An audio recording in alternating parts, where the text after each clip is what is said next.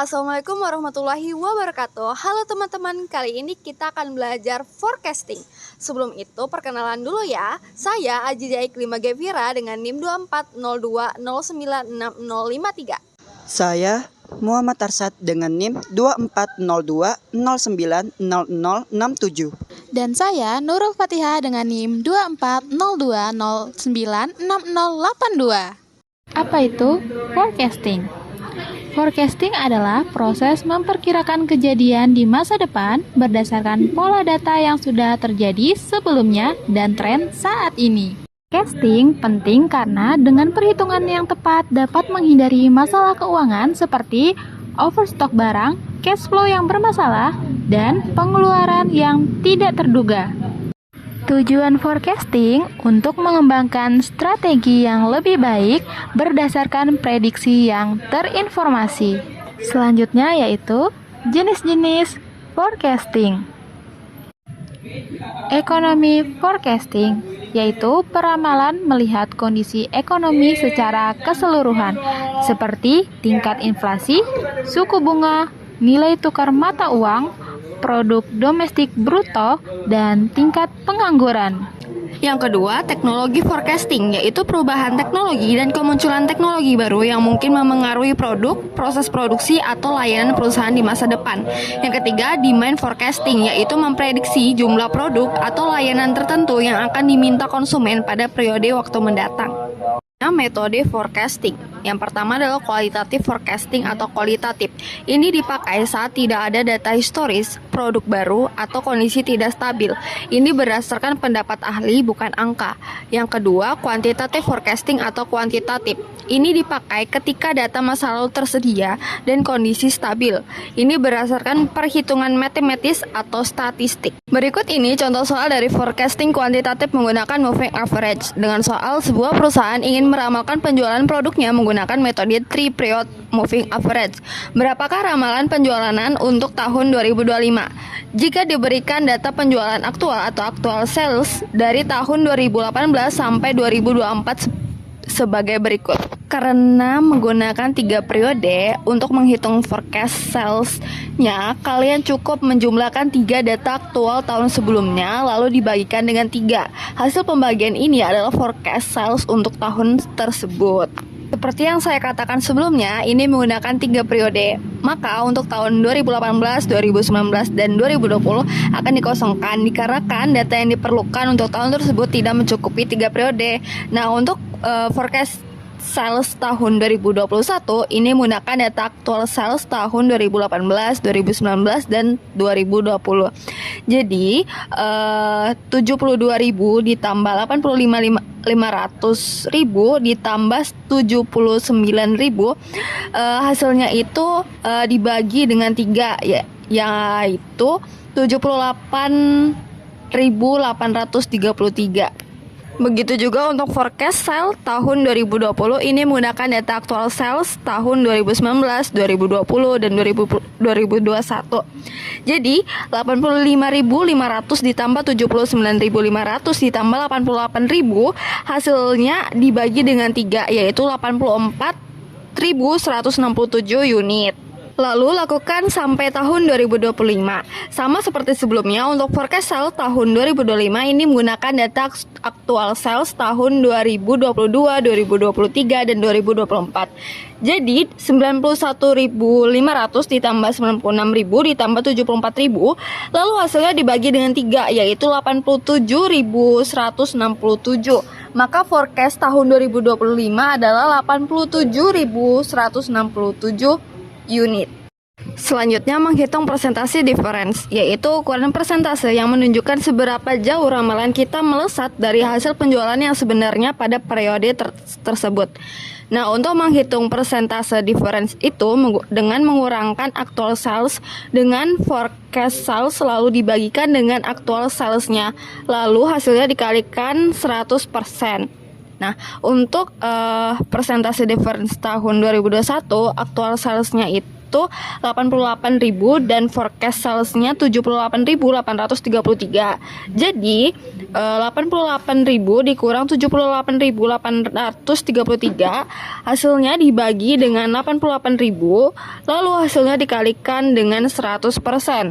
Maka hasilnya positif 10,42%.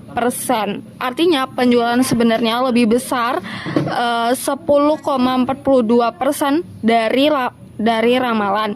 Lalu lakukan hal yang sama hingga tahun 2024. Selanjutnya kita akan menghitung error. Error adalah selisih langsung antara penjualan yang sebenarnya dengan penjualan yang diramalkan. Dengan rumus error sama dengan aktual dikurang forecast. Kalau hasilnya positif, artinya aktual lebih besar dari prediksi. Kalau hasilnya negatif, artinya prediksinya terlalu tinggi. Sekarang kita menghitung error pada tahun 2021 dengan aktual sales 88.000, forecast salesnya 78.833. Yaitu 88.000 dikurang 78.833, maka error pada tahun 2021 hasilnya adalah 9.167, yang mana ini positif, artinya aktual lebih besar dari prediksi kita. Lalu lakukan hal yang sama hingga tahun 2024. Oke, selanjutnya kita akan menghitung nilai absolute error. Apa sih nilai absolute error? Nah, absolute error adalah error yang dijadikan positif. Tujuannya supaya kita fokus pada besar kesalahan, bukan arah kesalahannya. Contohnya itu misalnya 9.107 langsung saja karena langsung hasilnya sudah positif 9.127. Kalau berbalik arah, misalnya kalau nilainya itu negatif, contohnya itu negatif 17.833, karena absolute error harus positif, jadi kita ubah jadi 17.833 positif. Lalu lakukan hal yang sama hingga tahun 2024. Selanjutnya kita akan menghitung squared error. Squared error adalah error yang dikuadratkan. Tujuannya untuk memperbesar pengaruh kesalahan yang besar. Contohnya perhitungan tahun 2023.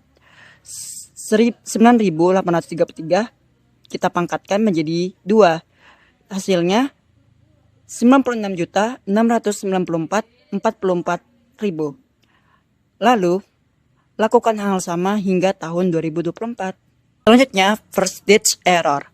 First stage error menunjukkan berapa persen kesalahan dibandingkan aktual. Ini membantu melihat tingkat kesalahan dalam bentuk persentase. Contohnya kita hitung tahun 2021. 9.167 dibagi 88 dibagi 100%. Hasilnya 10,42. Lakukan hal yang sama hingga tahun 2024. Selanjutnya kita menghitung mean absolute deviation, yaitu rata-rata dari kesalahan atau error absolute, yaitu dengan menjumlahkan semua nilai absolute error kita, lalu hasilnya dibagi dengan jumlah tahun yang memiliki error. Balik ke contoh soal, kita menjumlahkan semua absolute error kita, yaitu 9.167 ditambah 7.333 ditambah 9.833 ditambah 17.833, totalnya 44.166. Lalu dibagikan 4 karena kita mempunyai 4 error. Hasilnya adalah 11.042. Artinya rata-rata kesalahan atau error dari prediksi atau peramalan kita sekitar 11.000 unit. Baik, selanjutnya kita akan mencari mean square error.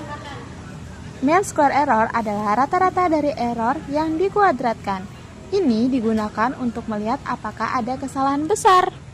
Di tabel, kita dapat melihat error kuadrat, yaitu 84.027.778 ditambah 53.777.778 ditambah 96.694.444 dan ditambah 318.015.889 yang menghasilkan 552.527.778.